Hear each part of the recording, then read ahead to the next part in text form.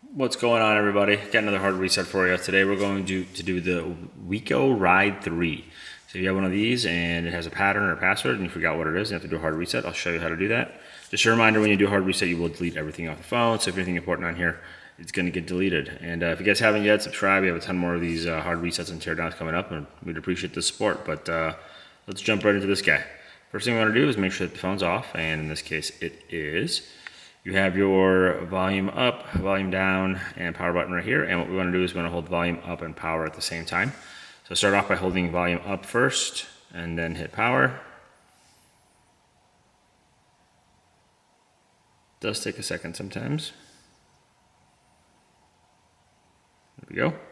So then it loads to your bootloader selection, and you want the arrow to point on recovery.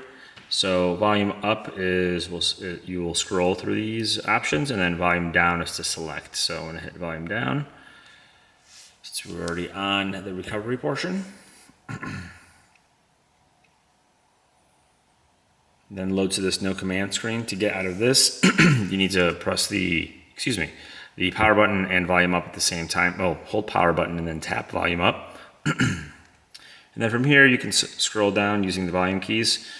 Get down to wipe data factory reset, hit the enter button, do it again, hit the enter button.